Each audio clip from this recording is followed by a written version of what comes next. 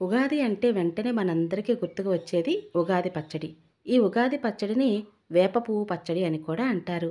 ఉగాది పండుగ వేళ పిల్లల నుంచి పెద్దవాళ్ళ వరకు అందరూ కూడా ఈ ఉగాది పచ్చడిని తినవలసి ఉంటుంది. ఉగాది పచ్చడిని తినేటప్పుడు చదవలసిన శ్లోకం ఏమిటి అనే విషయాన్ని తెలియచేస్తూ పిల్లల నుంచి పెద్దవాళ్ళ వరకు కమ్మగా తినడానికి ఈ ఉగాది పచ్చడిని ఎలా తయారు చేయాలి అనే విషయాన్ని తెలియచేస్తానండి. 2025 సంవత్సరంలో మార్చి 30వ తారీఖు ఆదివారం వేళ ఉగాది పండుగ వస్తుంది. ఉగాది అంటే సంవత్సరం ఆరంభం. కొత్త సంవత్సరం ఉగాది రోజున కొత్త పనులు ప్రారంభించడానికి చాలా మంచిదిగా భావిస్తారు. చైత్రశుద్ధ పాడ్యమి నాడు జరుపుకునే ఈ పండుగ నుండి వసంత ఋతువు కూడా మొదలవుతుంది. ఉగాదినే యుగాది అని కూడా అంటారు. ఉగాది పచ్చడికి ఆయుర్వేద శాస్త్రాలలో నింబ కుష్మ భక్షణం అని కూడా అంటారు.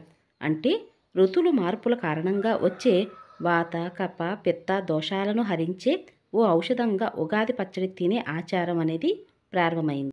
ఉగాది అనే యుగాది అనే సంస్కృత పదం నుంచి వచ్చింది. తెలుగువారి పండుగే ఉగాది పండుగ. ఈ రోజు నుండి తెలుగు నూతన సంవత్సరం ప్రారంభమవుతుంది. ఉగా అంటే నక్షత్ర గమనం. నక్షత్ర గమనానికి ఆది యుగాది. అంటే సృష్టి ఆరంభమైనటువంటి రోజే ఉగాది. ఈ వేప పువ్వు పచ్చడి తినడానికి పిల్లలు మారం చేస్తూ ఉంటారు. పిల్లల నుంచి పెద్దవాళ్ళు కూడా కమ్మగా తినగలిగేటటువంటి ఉగాది పచ్చడిని ఈరోజు ఎలా తయారు చేయాలనే విషయం ఇప్పుడు తెలుసుకుందాం. అందుకోసం ముఖ్యంగా కావాల్సింది మామిడికాయలు, బెల్లం తురుము, ఎండుమిరపకాయలు, ఉప్పు, చింతపండు, వేప పువ్వు. మొత్తం 6 రకాలు. దీన్ని షడ్రుచుల సమ్మేళనం అని కూడా అంటారు. కాబట్టి ముందుగా మామిడికాయ పులుపుకి సంకేతం.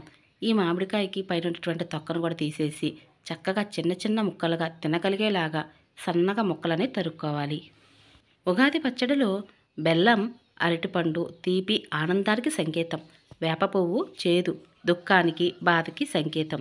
అలాగే పచ్చిమిరపకాయలు లేదా ఎండుమిరపకాయలు కారం అనేవి వేడికి కోపానికి సంకేతం. అదేవిధంగా ఉప్పు అనేది ఉత్సాహం జీవిత సారాన్ని తెలుపుతుంది.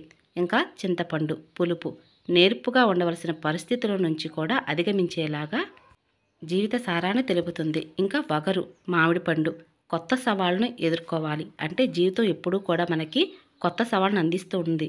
వాటన్నిటిని కూడా మనం అధిగమించి జీవితంలో అభివృద్ధి సాధించాలి అని తెలుపుతుంది.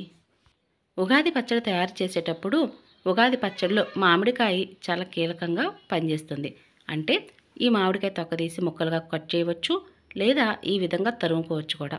ఇలా తురుమును కూడా మామిడికాయ ముక్కలతో కలిపి ఉగాది పచ్చడిలో కలపటం వలన తినడానికి కమ్మగా ఉంటుంది. ఇక మామిడికాయ ముక్కలను తురుముని సిద్ధం చేసుకున్నాం కదా, వీటితో పాటుగా ముఖ్యంగా ఇంకా వేప పువ్వును కూడా సిద్ధం చేసుకోవాలి. ఉగాది పచ్చడిలో ఈ వేప పువ్వు చేదుగా ఉంటుంది. మరి ఇలా పువ్వుగా వేసేసినట్లయితే ఇంకా చేదు అనేది ఎక్కువగా ఉంటుందండి. అలా కాకుండా ముందుగా వేప పువ్వు రెబ్బల నుంచి వేప పువ్వుని విడిగా తీసుకోవటం వలన వాటి నుంచి ఉన్నటువంటి వేప పువ్వు కాయలు కానీ ఇవన్నీ కూడా సపరేట్ అయిపోతూ ఉంటాయి. అయితే వేప పువ్వులు కాడలు కూడా సపరేట్ చేసుకోవాలి కదండి. అందుకే ఈ విధంగా చేతులు రెండు పట్టుకొని మధ్యన ఇలా వేప పువ్వు కనుక నలిపినట్లయితే ఇందులో ఉన్నటువంటి వేపకాయలు ఇవన్నీ కూడా కాడలు అన్నీ సపరేట్ వచ్చేస్తూ ఉంటాయి. చాలా సులువుగా వేప పువ్వుని మనం సిద్ధం చేసుకోవచ్చు. ఇందుకోసం ఎక్కువ సమయం కూడా కేటాయించిన అవసరం లేదు. ఇటువంటి ఒక వెడల్పాటి చాట కానీ లేదంటే ప్లేట్ కానీ తీసుకుని ఒకసారి ఈ విధంగా చేసుకున్నట్లయితే మీకు వేపకాయలు కానీ అలాగే వేప పూతలో ఉన్నటువంటి చిన్నపాటి వేపకాయలు కానీ ఇవన్నీ బయటకు వచ్చేస్తాయి. ఇంకా చక్కగా మెత్తగా ఉన్నటువంటి వేప పువ్వు అనేది మనకు సిద్ధమైపోతుంది. ఇంకా బెల్లాన్ని కూడా తురుముకోవాలి. అయితే ఇక్కడ కారానికి బదులుగా ఎండుమిరపకాయలు ఉపయోగిస్తున్నామండి. కారాన్ని కూడా డైరెక్ట్గా వేయవచ్చు. అలాగే చాలామంది పచ్చిమిరపకాయలు వేస్తారు, ఎండుమిరపకాయలు కూడా వేయవచ్చు.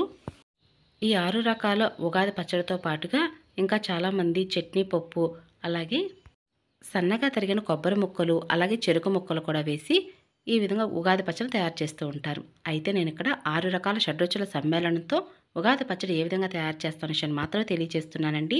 అయితే చింతపండుని ముందుగా నానబెట్టి పక్కన పెట్టుకోవడం వలన చింతపండు అనేది చాలా గుజ్జుగా మనకి చిక్కగా అనేది వస్తుందన్నమాట. కారం బదులు ఇక్కడ ఎండుమిరపకాయలు ఉపయోగిస్తున్నాం కదండి. అందుకు కానీ 2 కానీ 3 కానీ ఎండుమిరపకాయలు తీసుకోవాలి.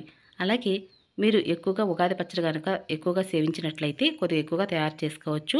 నేను ఇక్కడ తక్కువ క్వాంటిటీలో కమ్మగా ఏ విధంగా ఉగాది పచ్చడిని తయారు చేయవచ్చు అనే విషయాన్ని తెలియజేస్తున్నాను. ఇటువంటి కలవరాయలు కానీ లేదంటే చిన్నపాటి రోళ్ళు ఉన్నట్లయితే ఎండుమిరపకాయలని కొద్దిగా నీళ్ళలో నానబెట్టి ఈ విధంగా దంచుకోండి. మిక్సీలో వేయవచ్చునా అని మీలో ఒక సందేహం అయితే రావచ్చండి. మిక్సీ కూడా వేయవచ్చు, కానీ గంధంలాగా పేస్ట్ లాగా అయిపోతుంది. అదే మీరు ఇలా కలవరాయిలో కానీ రోట్లో కానీ దంచినట్లయితే కొద్దిపాటి పలుకు అనేది ఉంటుందండి. దానివల్ల ఉగాది పచ్చడికి మరింత రుచి కూడా చేరుతుంది. అందుకని మేము తయారు చేసే ఉగాది పచ్చడికి ఒక సీక్రెట్ అని చెప్పాను కదా, ఆ సీక్రెట్ ఇదేనండి.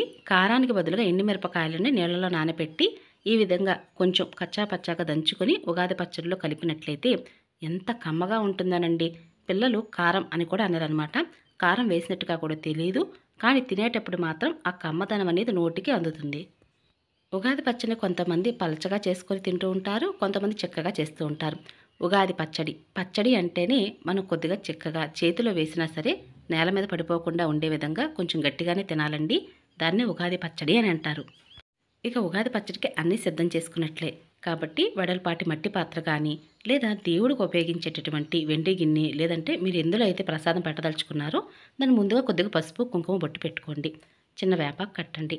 వెడల్పాటి పాత్ర కానీ గిన్నెలో కానీ ముందుగా మామిడికాయ ముక్కలు, అలాగే మామిడికాయ తురుముని వేసి బెల్లం తురుము, అలాగే కొద్దిగా ఉప్పు, వేప పువ్వు, అలాగే ఎండుమిరపకాయల పేస్టు ఇదంతా కూడా వేసేసేయండి. ఆఖరణ చింతపండు పులుసు మనం చక్కగా కలుపుకున్నాం కదా, అది కూడా వేసి ఒక్కసారి కలియబెట్టండి. ఇక అంతేనండి. ఎంతో సులువుగా ఉగాది పచ్చడిని పిల్లల నుంచి పెద్దవాళ్ళ వరకు కమ్మగా తినడానికి వీలుగా ఈ ఉగాది పచ్చడిని మనం తయారు చేసాం. ఇక ఇందులోనే మీరు అరటిపండుని స్లైసెస్గా కట్ చేసి వేసుకోవచ్చు, లేదా చిన్న చిన్న ముక్కలుగాను వేసుకోవచ్చు. ఇలా వేసుకున్న తర్వాత ఇంకా ఉగాది పచ్చడి అనేది చిక్కగా తయారవుతుందండి. ఇందులో కొబ్బరి ముక్కలు, చట్నీ పప్పు, చెరుకు ముక్కలు ఇవన్నీ కూడా వేసుకోవచ్చు. కానీ షడ్రుచుల సమ్మేళనం 6 రకాలతో తయారు చేసినట్టు ఉగాది పచ్చడి ఇదేనండి.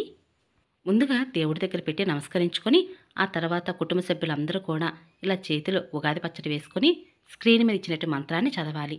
శతాయ వజ్రదేహాయ సర్వ సంపత్కరాయ చ సర్వారిష్ట వినాశాయ నింబకం దళభక్షణం అనే శ్లోకాన్ని చదివి ఆ తర్వాత సేవించాలి. ఈ విధంగా పిల్లల నుంచి పెద్దవాళ్ళ వరకు కూడా తప్పనిసరిగా ఈ శ్లోకాన్ని చదువుతూ ఉగాది పచ్చడి తినవలసి ఉంటుంది. అంటే ఈ శ్లోకం యొక్క అర్థం ఏమిటి అంటే, వేపపూతతో కూడిన ఉగాది పచ్చడిని తినడం వల్ల దేహం వజ్రాయుధంగా తయారవుతుందట. ఇంకా సర్వ అరిష్టాలు కూడా తొలగిపోతాయట. 100 ఏళ్లు సుఖంగా జీవిస్తారని ఈ శ్లోకం యొక్క అంతరార్థం. ఈ ఉగాది మనందరి జీవితాల్లో కొత్త వెలుగులు నింపాలని, అలాగే సుఖ సంతోషాలతో ఉండాలని, అలాగే ఆయుష్ ఆరోగ్యం ఆ భగవంతుడు అందరికీ ఇవ్వాలని నేను కూడా మనస్ఫూర్తిగా కోరుకుంటున్నానండి. ఈ విధంగా ఉగాది పచ్చడి అనేది సులువుగా తయారు చేయడంతో పాటుగా అసలు ఉగాది పచ్చడి ఎందుకు తింటాము, తినడం వల్ల ప్రయోజనాలు ఏమిటి అనే విషయాలన్నిటి గురించి కూడా పూర్తి వివరంగా మనం ఈరోజు వీడియోలో తెలుసుకున్నాం కదా. ఇక ఇదేనండి ఈరోజు వీడియో. మీ అందరికీ నచ్చింది, యూస్ఫుల్ అవుతుంది అనుకుంటున్నాను. మీకు కనుక ఈ వీడియో నచ్చినట్లయితే తప్పకుండా వీడియోని లైక్ చేసి, షేర్ చేసి, కామెంట్ చేయండి. మరొక మంచి వీడియోతో మళ్ళీ కలుస్తాను. అప్పటి వరకు నమస్కారం.